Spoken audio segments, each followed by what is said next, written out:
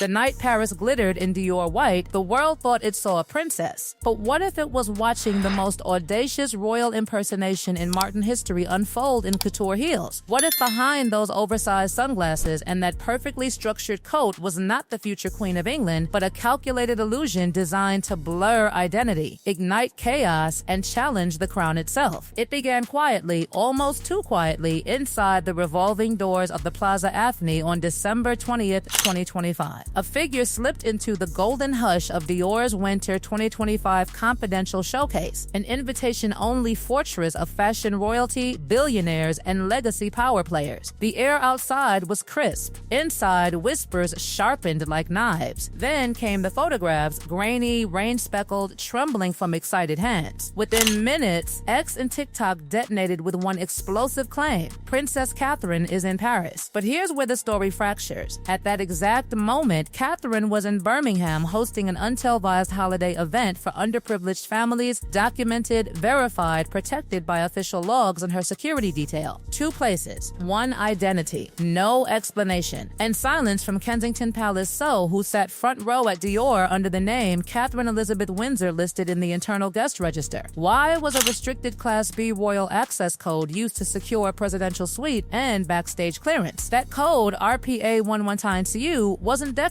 It was institutional, diplomatic, protected. And somehow it opened doors, and Paris. Backstage insiders described the woman as strikingly familiar. The posture, the hair, the white Dior silhouette from behind, devastatingly reminiscent. But then, something felt rehearsed, too precise, too choreographed. Elegance, yes, but curated elegance. Movements that felt studied rather than lived. Within 12 hours, Buckingham Palace aides were combing royal protocol archive logs. Legal teams consulted French officials. This was no harmless mix-up. This was digital clearance territory. Someone had forged or misused royal-level credentials at one of the most watched luxury events of the year. And then the timeline began to tighten like a noose. December 18th, Meghan Markle boards a private jet in Van Nuys, destination undisclosed. Aviation trackers confirm a landing near Paris December 19th. December 20th, Dior showcase. December 21st, Meghan's stylist posts a backstage photo captioned "Backstage Perfection for Our Lady in White," then deletes it almost immediately. Coincidence or choreography? By December 23rd, Princess Anne had advised King Charles III to demand a full audit of royal travel credentials. Prince William was reportedly livid, though outwardly composed. Katherine continued her public schedule, silent, but one aide confided she was heartbroken, not from vanity, but from watching dignity weaponized. Then, Christmas Eve detonated a second wave. A now-deleted Reddit thread titled "I was on Meghan's Paris team, Ask Me Anything" went viral. The anonymous poster described rehearsed entries, wardrobe fittings, deliberate lighting angles to mimic Katherine's aura, even hiring makeup artists who had previously worked with Kate Middleton. The goal was to spark media confusion without saying a word, the post claimed. And the world had been sparked. By December 25th, Dior's legal team quietly banned Meghan from future events. Bernard Arnault of LVMH was reportedly furious. Luxury thrives on discretion. This felt like narrative sabotage in couture. Investigators traced the royal access code back to a suspended palace associate connected to Meghan and Harry's final year as working royals. Internal compromise, digital infiltration, the palace's its security shaken. Then came December 26th, Boxing Day, when Princess Anne delivered a sealed red envelope to King Charles containing a letter written by Queen Elizabeth II warning of potential impersonation scenarios and mandating permanent expulsion in such cases. A directive stored for decades, suddenly relevant. By December 30th, Katherine appeared at St. Mary Magdalene Church in a bespoke sapphire Alexander McQueen coat echoing the Dior silhouette, deliberate, symbolic. Pinned to her collar, the Queen Elizabeth II diamond thistle brooch, sovereign authority in gemstone form. No words, just presence. A living counterstatement. Meanwhile, a draft palace statement labeled the Dior incident a clear and deliberate breach of ethical boundaries, then was shelved by King Charles, who chose choreography over confrontation. But Princess Anne prepared a contingency. If denial came, the documents from the royal fashion archive, including prior warnings sent in May 2023, would be activated within 24 hours. January 4th, a thin red leather file, Monarch's Archive Addendum 7C, reemerged emerged at Buckingham Palace. It contained branding restrictions, stylistic protocols, letters from Queen Elizabeth II cautioning against replication of ceremonial formats. Dior had already contacted the palace seeking confirmation whether Meghan's styling had been sanctioned. The answer was immediate. No approval had been granted. January 5th, Princess Anne reportedly declared, "The crown is not a costume. It is not for hire." A cease letter was authorized demanding withdrawal of any commercial footage implying royal representation within 72 hours. Promotional materials vanished. Campaigns dissolved. January 7th, 10:00 a.m. A formal communique was released terminating styling privileges, title references, and heritage claims associated with the Sussex line. Archie and Lilibet would no longer carry prince and princess titles. Media organizations were instructed to cease referencing the Sussexes in any manner, suggesting official sanction. The fallout was immediate.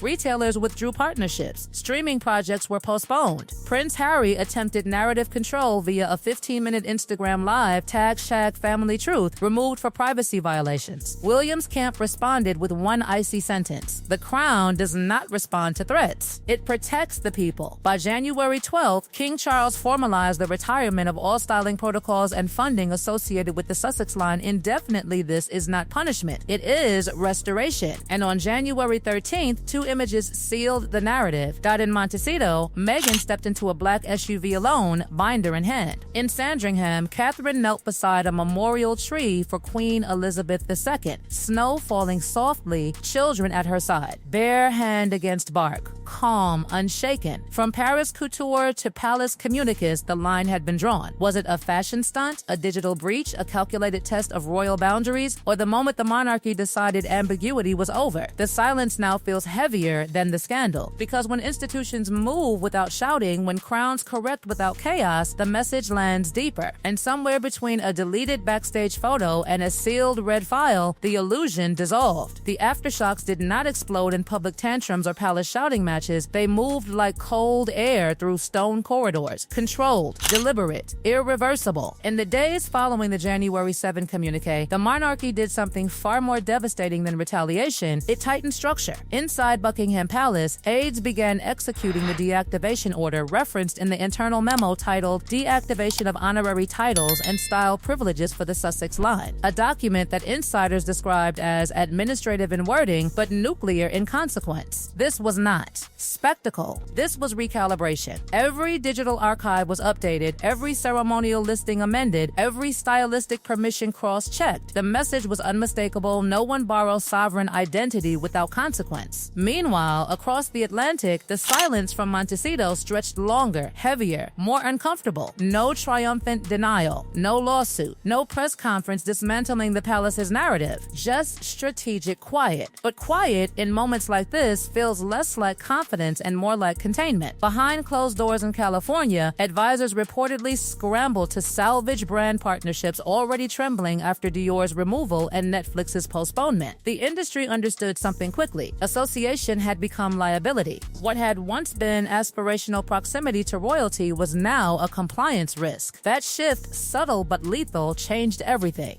In London, Catherine's calendar told its own story. Engagements multiplied, children's hospices, mental health forums, a keynote on leadership delivered in a navy suit stripped of theatrics yet heavy with symbolism. Legacy is not inherited. It is earned every day, she stated, a line that rippled far beyond Kensington Hall. It was not framed as commentary, yet the contrast was surgical. While one narrative unraveled under scrutiny, the other strengthened through restraint. Prince William, described by aides as coldly focused rather than emotionally reactive, privately reinforced a single principle during Commonwealth briefings: structure protects the monarchy, not exile, not revenge. Structure. That word repeated in diplomatic corridors until it became doctrine. And King Charles, once criticized for cautious hesitation, stepped into decisive authority with the January 12 memorandum formalizing the indefinite retirement of all styling protocols and funding linked to the Sussex line. This is not punishment, it is restoration. The memorandum read. Restoration of what? Control? Narrative? Hierarchy? Perhaps all three. The deeper tension, however, lingered in the origin of it all, Paris. The Dior silhouette. The registered name, Katherine Elizabeth Windsor. The RPA 119 sue clearance code that should never have appeared outside official channels. Even as enforcement letters were dispatched and privileges deactivated, investigators continued tracing how that code traveled from secure archive to luxury runway. A suspended palace associate had already been identified, but insiders whispered that digital breaches rarely act alone. Was it negligence? Was it collaboration? Or was it a reckless gamble, believing confusion would translate into buzz rather than backlash? The monarchy treated it as precedent-setting. Princess Anne, the architect behind the ethical legacy clause, drafted in 2022, empowering revocation of privileges when institutional dignity was eroded, reportedly oversaw the final indexing of what aides called the visual violation dossier, cataloging every instance where royal styling cues had been mirrored in commercial contexts. That dossier was not theatrical gossip, it was compliance ammunition. And compliance wins wars institutions do not publicly fight. By January 10, a major U.S. retailer had withdrawn from Meghan's homeware line. Streaming platforms signaled caution. Even Hollywood allies softened their tone. The shift felt coordinated but wasn't announced as such. It was gravity. Once the palace clarified that no sanction had been granted for the Paris styling, the air changed. Brands do not argue with sovereign clarification. They retreat. Prince Harry's brief Instagram live attempt to reclaim narrative control, tag